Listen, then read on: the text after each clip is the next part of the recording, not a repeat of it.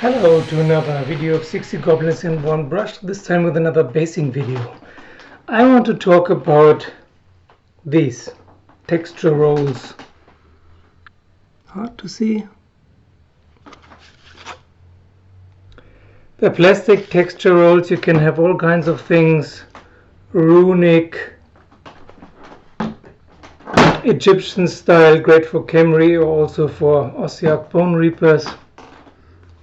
Cthulhu Madness, Frozen, and so on. What you need is plain. You need a plain roll, and then any roll you like you can try out, and then what comes out in the end is something like this. This is Cthulhu Madness. Try it out. This is not an advertisement, by the way. I just like what Greenstuff World has to offer in most cases, and this is one of the best. You need green stuff. You need plain base. You need some water. And if you have some disposable gloves, because you don't want your paw prints, your fingerprints on the green stuff, it will show later. But if you use enough water, it's fine. Now this was sticking to the paper. That's not good. You need more than the length of the base, because you need it quite thick for the indentations of the roll to really go in deep. If you look here, this is very fine, but quite deep as well. Cut it off with my scissors. A little bit more than the length, not quite, maybe 1.5 bases long. Then you rip off the plastic stuff.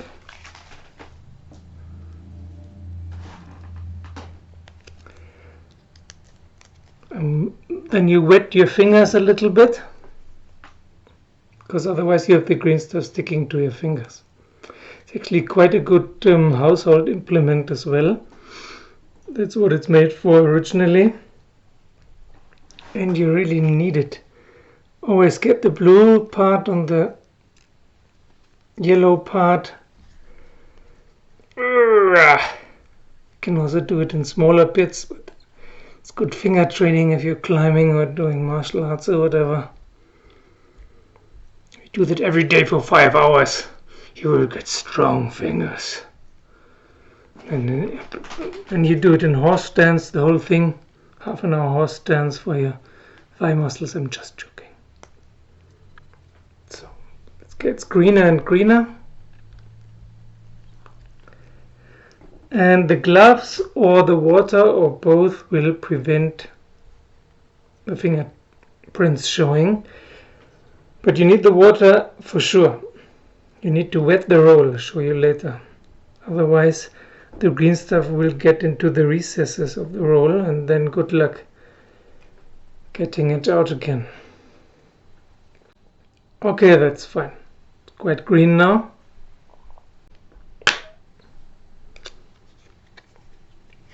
And then I spread it around. Yeah? Okay, more pressing. And see, now it has to be really nice and even.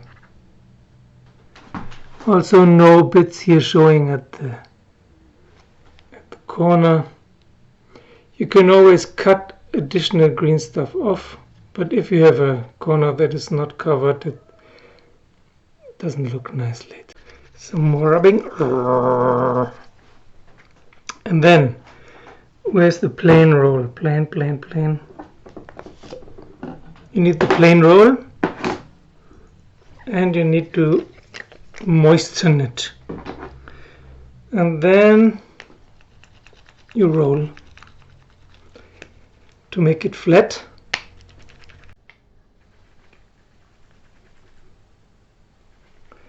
I have one bit here in the middle that is not turning out the way I want. So I'm just taking some superfluous green stuff off from the rim. Sticking it on here. Keep your fingers moist.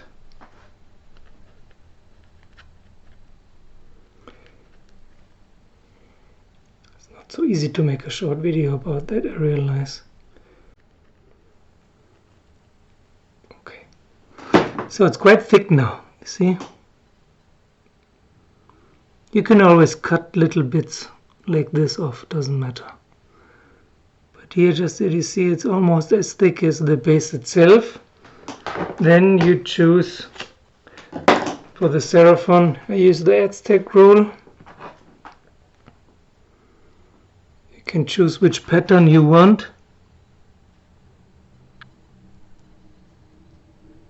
Can't see it very well, I know. It's just very, very fine that you can probably see. And you have to press really hard. And, as I said, you need water. Never ever do this with a dry roll. So I wet the base, the green stuff, and the roll to be completely wet. Pattern, I definitely want the big round one. Okay, and I press hard. And with equal amount of pressure I roll. Quite a bit of pressure it needs.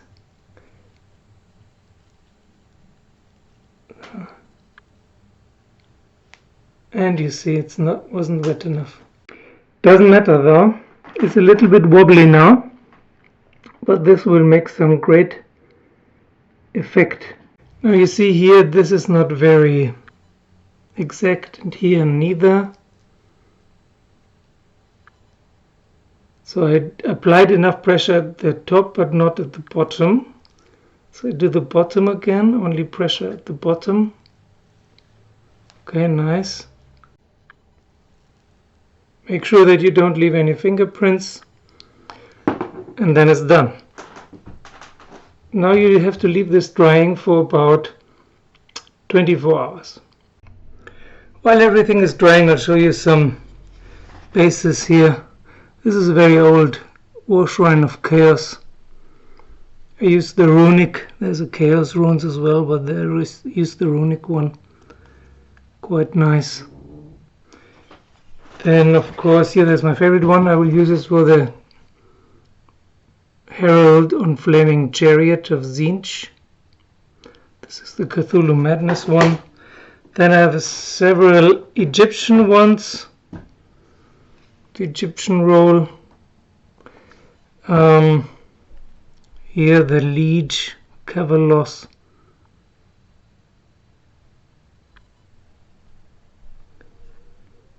And of course one of my favorite models, the catapult here. It's actually movable. You can do it in a way that it moves. Quite nice. So that's the Egyptian one in grey. The bigger the base, of course, the more details you can see later. And here for the elite unit.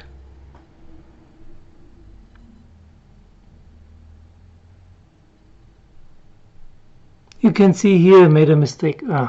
Here. That what's happening if you don't put on the green stuff thick enough. Okay, I'll see you when the green stuff is finished and after I sprayed it, and we start painting it. See you later. After the green stuff has dried, you spray it. For example, with Zandri dust or Wraithbone. I sprayed it Wraithbone now, but you see here it didn't go into all the nooks and crevices, nooks and crannies. And the wobbly thing probably looks quite nice later. Okay, so you take Wraithbone or Morghast bone or any color like that and fill in the blank, so to say. Afterwards we shade it with Agrok's Earthshade. This used to be full. I knocked it over. Finally managed to knock a full new pot over and waste most of it. So it's worth a few more quid or bucks to buy this thing. for shades or contrast colors. Not easy to knock over.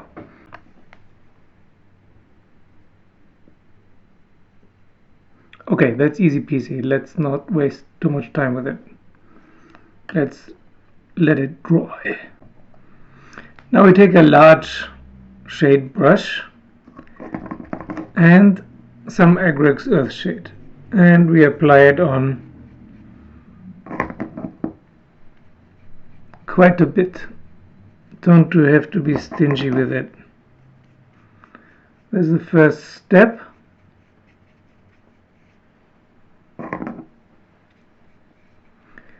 And then you let it dry once you got it on everywhere. Okay, as much as possible, a little bit more than this.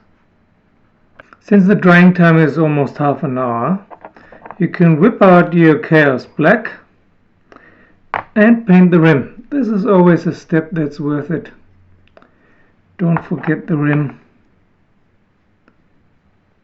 It just looks much better.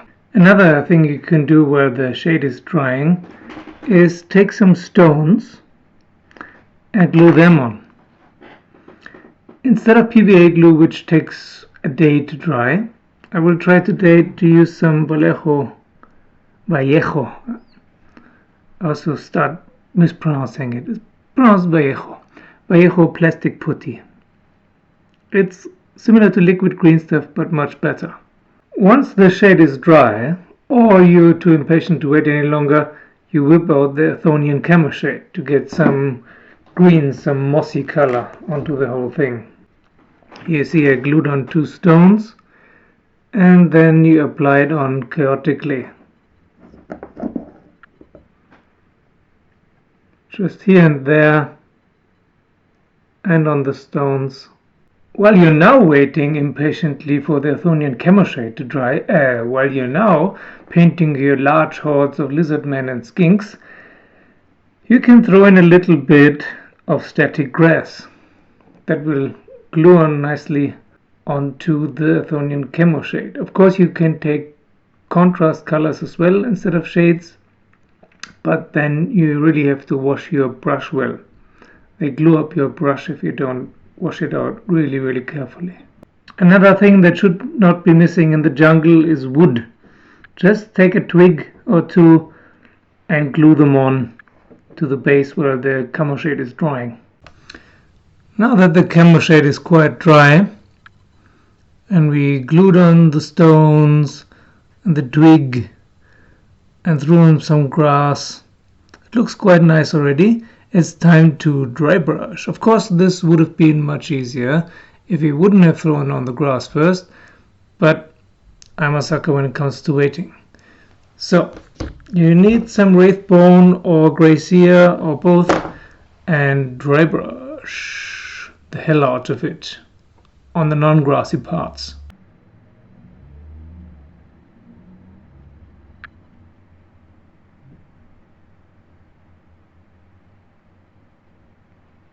In the end, I used Morghast bone. This gives a little bit more variety, but it's a step that you, in this case, you can just as well leave out.